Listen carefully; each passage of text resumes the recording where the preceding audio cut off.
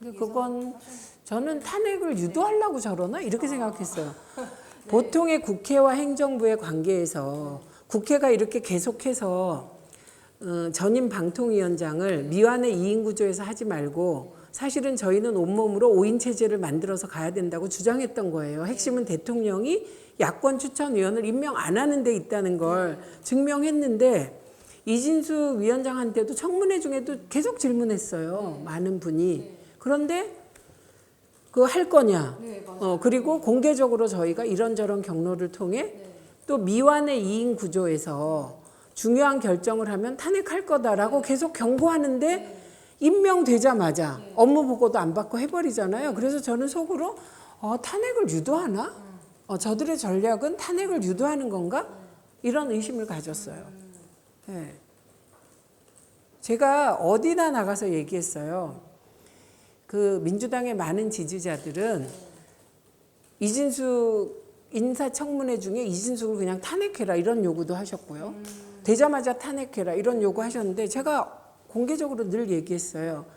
대통령 중심제에서 국회는 행정부가 불법적 행위를 한 이후에 견제할 수 있다. 그래서 사전 탄핵이라는 건 그 단어 자체가 불가능합니다. 그래서 계속 했는데 한마디로 국회를 우습게 본다는 거죠. 네.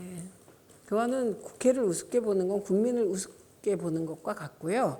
그리고 그거는 총선 민의를 배반하는 행동이에요. 아니 불법 행위가 없는 이진숙을 민주당이 무슨 근거로 탄핵을 합니까? 그러니까 미완의 2인 구조가 2017년에도 있었어요. 그런데 그때 아무 결정을 안 했어요. 그때 방통위는. 그게 정상이에요. 왜냐하면 법 정신은 방통위는 5명이 돼야 중요 결정을 하라는 의미예요. 그런데 대통령 추천목 2명이 하면 이게 독임제지 합의제 행정기구인가요? 아니잖아요. 그러면 이번 이사 선임에서 가장 큰 문제가 뭐라고 생각하시는지? 2008년에 고등법원이 구방송위원회와 관련된 그 재판이 있었어요. 그 재판에서 어떤 판결을 하냐면 합의제의 생명은 심의 의결이다. 심의. 그래서 이 심의가 제대로 이루어지지 않은 합의제 행정기관의 결정은 무효다라는 취지의 판결이 이미 나와 있어요. 그래서 가장 문제는 이게 방통위 사무처장이 국회에 나와서 답변할 때 토론 없이 투표로 7, 8자리의 투표로 결정했다고 했어요. 그러니까 이 토론이 심의를 얘기하잖아요. 그러니까 심의를 안 하고 결정한 거예요. 그렇기 때문에 이건 무효라고 생각합니다. 이게 가장 큰 이유예요. 다른 정부들은 그냥 단지 그 차원에서 했어요. 방송 장악을. 정권의 지지율을 좀 높여야지. 이런 차원으로. 그런데 이명박 정부부터 뉴라이트가 생기고 그 뉴라이트와 그 일부 MB계 정치인 중에 친일적인 사람들이 결합되면서 이 사람들은 목표가 단지 정권 유지를 위한 지지율 상승이 아니라고 봐요. 저는.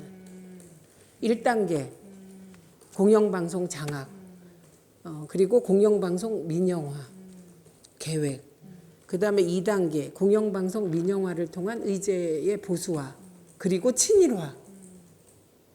이 2단계에서 친일화가 중요한데 이건 EBS를 보수 정부가 이사장 쫓아내려고 압색하는 적이 있었나요? 없어요. EBS는. 이 정권의 방송 장악 중에 특이한 부분이 EBS에 대한 공세예요.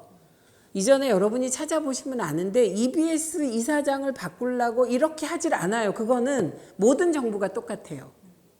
그런데 이번에는 유독 EBS를 장악하려고 EBS 이사장의 법카 사용 몇천 원을 가지고 EBS 이사장실을 압색하고 EBS 압색했잖아요. 이상하지 않아요? EBS 장악에 이렇게 열을 올리는 게. 저는 이거는 EBS가 어쨌든 교육 교재도 계속 만들죠. 그리고 EBS를 통해서 다큐 같은 거 만들 수 있죠. 그게 신뢰도가 높아요. EBS를 친일 사상 전파의 전진기지로 만들려고 한다고 생각해요. 그러고 나서 뭘 하냐? 이 보수적인 의제 지형을 가지고 우리나라 전체를 이제 친일 개념이 없어지면 친일은 매국적 행위거든요. 예, 그건 반민족 매국 행위예요. 그 개념이 없어지면 독립운동가들은 독립운동은 테러리스트, 반정부 투쟁을 한 사람이 되는 거예요. 그래서 건국절 논란이 매우 중요한 거거든요. 1919년 임시정부가 대한민국 정부다라고 인정한 헌법 부정이고 건국을 1948년 8월 15일에 하게 되면 진짜 웃기는 상황이 되는 거예요. 유관순은 반정부 투쟁, 유관순 누나는. 김구 선생은 테러리스트. 책도 나왔잖아요, 최근에. 네, 예. 이렇게 되는 거예요. 그리고 기미가요를 KBS가 왜 틀어요? 암암리에 그냥 외색을 사람들의 심리 속에서 이렇게 퍼지게 하려고 하는 거예요. 이게 그냥 된 거 아니에요. 누군가 음모예요. 누군가 기획하고 음모한 거거든요. 그래서 보수적인 지형 이렇게 되면 결국은 정치 지형을 자민당 영구 집권 체제로 만들어서 친일 매판 자본 그리고 친일 매국 세력들이 대한민국을 장악하게 하는 게 목표예요. 이건 일본 극우의 목표예요. 저는 일본 극우와 손잡은 누군가가 이 정권의 수뇌부에 있다고 생각해요. 그래서 이종찬 회장이 밀정이 있다. 100% 동의해요. 그래서 그 밀정으로 지목된 사람이 중요한 건 일본의 마음이라는 말을 하는 거예요. 그런데 대통령이 안 잘라요. 만약에 문재인 정부에서 그 누구니 그 안보실장 했던 정의용 실장이 이 얘기를 하는데 중요한 건 일본의 마음이고 일본이 안 하겠다는데 뭐 받아내는 게 무슨 의미가 있습니까? 그날 잘려요.